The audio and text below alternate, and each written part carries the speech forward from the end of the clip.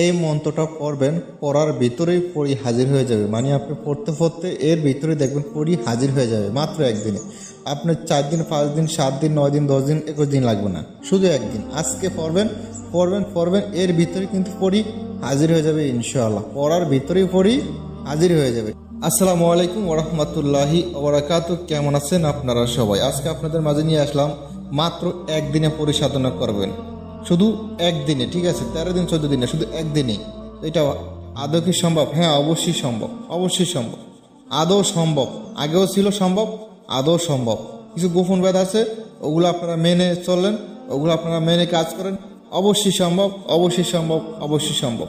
তো যাই হোক, কীভাবে এটা করতে হবে মন দিয়ে লাগিয়ে শুনুন। মন্ত্রটা কি এবং কি এটার গোপন ব্যাধ কি, নিয়মকানুন কি, সব কিছু আমি এই ভিডিওতে বলতেছি। আপনারা একটু মন দিয়ে লাগিয়ে শুনুন। সর্বপ্রথম আপনাদেরকে আমি মন্ত্রটা বলবো, আগে মন্ত্রটা পরিচয় করে দিই, তারপর বলবো এটা নিয়ম করেন গোপন ব্যাধ। মন্ত্রটা শুনুন আপনারা। মন্ত্রটা আমি স্ক্রিনে লিখে দিচ্ছি এবং আপনাদেরকে পড়ে পড়ে শোনাচ্ছি। আপনারা একটু মন দিয়ে লাগিয়ে শুনুন। আমি যেভাবে উচ্চারণ করি আপনারাও ঠিক ওইভাবে উচ্চারণ করতে হবে, ঠিক আছে? উচ্চারণ ভুল হলে কিন্তু কাজ হবে না। আমি উচ্চারণ করি, আপনারা শোনেন। তো যাই হোক, মন্ত্র হলো হু হু ইয়া ও কুমারী পরি আয়ং ওং ভগবতী ভোগ বাগ দায়িনী, ঠিক আছে? ভোগ বাগ দায়িনী দেব দংতি মম বর্ষং কুরু কুরু সাহা। তো যাই হোক, মন্ত্রটা আমি আবার উচ্চারণ করতেছি, একটু শোনেন। কারণ আমি যেভাবে উচ্চারণ করি আপনারা ঠিক ওইভাবে উচ্চারণ করবেন, ভুল হলে কিন্তু হবে না। আমি বারবার আপনাদেরকে বলতেছি, ভুল যেন না হয়। হো হো ইয়া ও কুমারী পরি আয়ং ওং ভগবতী ভোগ বাগ ধায়িনী দেব দংতি মম বর্ষং কুরু কুরু সাহা, ঠিক আছে? এই মন্ত্র। একটা কথা হলো, এই মন্ত্রটা পড়ার কি করতে হবে? এই মন্ত্রটা তো আপনি যখন পরিটাকে হাজির করবেন, পরিটাকে বশ করতে, পরিটাকে ডাকবেন, তখন তো আপনারা পড়বেন, এর ভিতরে পরি হাজির হয়ে যাবে, ঠিক আছে? কিন্তু এর আগে একটা কাজ করতে হবে। এর আগে কাজটা কি একটু মন দিয়ে লাগিয়ে শুনুন।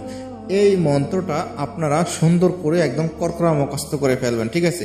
এই মন্ত্রটা কড়কড়া মুখস্থ করবেন। এই মন্ত্রটা কড়কড়া মুখস্থ করার পর আপনি যে ঘরের ভিতরে পরিটাকে ডাকবেন, যে আসনের ভিতরে পরিটাকে ডাকবেন, এটা শুধু রাত্রে রাখতে হবে, ঠিক আছে? এটা দিনের বেলা না, এটা শুধু রাত্রে। রাত্রে কখন? রাত্রে মনে করেন 12টার পর থেকে শুরু করে আপনি সারা রাতে ডাকতে পারেন। 12টার পর থেকে শুরু করে সারা রাত ডাকতে পারবেন। এর ভিতরে পরে কিন্তু রাত্রে, মানে আপনি যখনই ডাকেন, 12টার পরে যখনই ডাকেন, তখনই পরিটা আপনার কাছে হাজির হবে।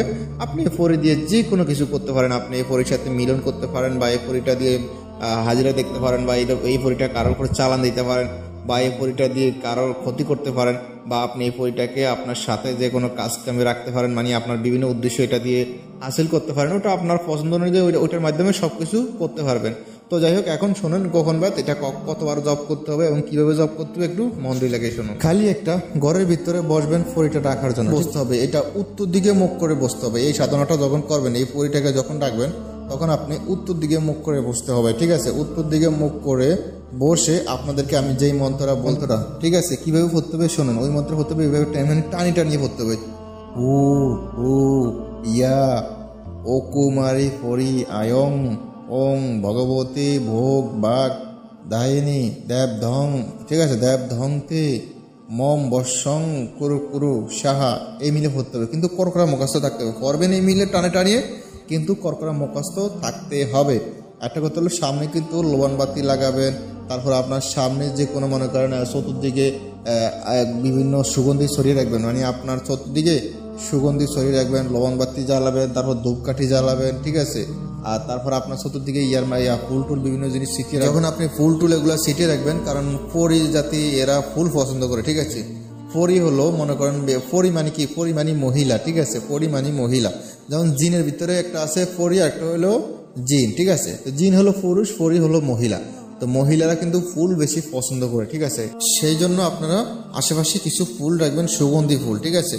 রাখার পর আপনি যেই মন্ত্র আপনাকে বলছি, এই মন্ত্রটা কতবার পড়বেন? এই মন্ত্রটা উত্তর দিকে মুখ করে এই মন্ত্রটা মানে কতবার পড়বেন এখানে নির্দিষ্ট বলা নাই, কিন্তু এটা বলা হয়েছে যে আপনি পড়তেই থাকবেন, এর ভিতরে পরি হাজির হয়ে যাবে। যতক্ষণ পর্যন্ত পরি হাজির না হয়, অতক্ষণ পর্যন্ত আপনি শুধু পড়তেই থাকবেন। এই জন্য আপনি টানি টানি পড়বেন, ঠিক আছে? আপনি মানে চোখ বন্ধ করে পড়তে হবে, ঠিক আছে? আপনি চোখ বন্ধ করে পড়তে হবে যতক্ষণ পর্যন্ত পরি আপনাকে নিষেধ না করে। যতক্ষণ পর্যন্ত পরি এসে আপনাকে নিষেধ না করে যে প্রভু বা হে বন্ধু তুমি এখন থামো, বা আর মন্ত্র পড়ো না, আর জপ করো না, তুমি থামো, আমি তোমার সামনে প্রকট হয়েছি, তুমি চোখ মেলো বা চোখ খোলো, ঠিক আছে? যখন এই কথা বলবে আপনার কানে এই শব্দ আসবে, তখন আপনি মন্ত্র বলা বন্ধ করবেন। এর আগে আপনি মন্ত্র বলা বন্ধ করবেন না। আর এটা করার আগে আপনারা ভালো করে শরীরটাকে ভালো করে বন্ধ করবেন। এটা করার আগে আপনারা শরীরটা বন্ধ করে দিবেন, কুণ্ডলী দেওয়ার মন্ত্র দিয়ে কুণ্ডলী দিয়ে নেবেন।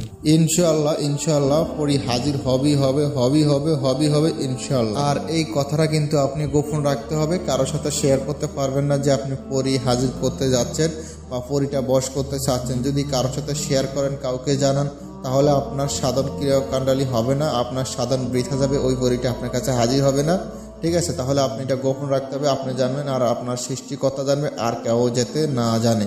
কেউ জানলে কিন্তু পরিটা হাজির হবে না, কারণ পরির সব কিছু জানে, ঠিক আছে? আপনি এখানে কেন সাধন করছেন, কার সাথে শেয়ার করতেছেন, পরি ওগুলো আপনার কাছে আসার আগে যখন আপনি ডাকবেন, মন্ত্র পড়বেন, তখন পরি গায়ে জ্বালাফোড়া করে পরিটা আপনার কাছে আসতে বাধ্য হবে। পরিটাকে মন্ত্রে গুণে টেনে হেঁচড়ে নিয়ে আসা হবে, ঠিক আছে? মন্ত্রে গুণে, মন্ত্রে যে মক্কেল দাবিদার আছে, এগুলো গিয়ে টেনে হেঁচড়ে পরিটাকে আপনার কাছে নিয়ে আসবে। তো যখন আপনার কাছে নিয়ে আসবে, এর আগে পরি ভাববে যে আমি যার কাছে যাচ্ছি তার আগে ভবিষ্যৎ গণনা করে এলি, আমি যার কাছে যাচ্ছি সে আমাকে কেন নিতে চাচ্ছে, তার উদ্দেশ্যকে সেটা মানে জানতে চাইবে, ঠিক আছে? তখন পরি আপনার কাছে আসার আগে পরি আপনার ভবিষ্যৎ গণনা করবে, আপনার সব কিছু জানবে, আপনি কেন তাকে আনতে চাচ্ছেন, আপনার মনস্তব কি। জানার পরে যদি দেখতে আপনার খারাপ উদ্দেশ্য বা অন্য কোনো আপনার উদ্দেশ্য ভিতরে কোনো সমস্যা আছে, গোলমাল আছে, বা আপনি খারাপ উদ্দেশ্য পরিটাকে হাজির করতে চাচ্ছেন, বা আপনি বিভিন্ন লোকের সাথে এগুলো শেয়ার করছেন, বিভিন্ন জিনিস করছেন, তাহলে পরি আর আসবে না। আর যদি দেখেন না আপনার উদ্দেশ্য ভালো, সৎ উদ্দেশ্য, আপনি খুব ভালো মনের মানুষ, তাহলে পরিটা একদম মানে আপনি মন্ত্র কি পড়বেন, আপনি একবার পড়ার আগে পরি আপনার আসনে এসে হাজির হয়ে যাবে ইনশাআল্লাহ ইনশাআল্লাহ ইনশাআল্লাহ। তো যাই হোক, এখন ভালো থাকবেন, সুস্থ থাকবেন, আল্লাহ হাফেজ।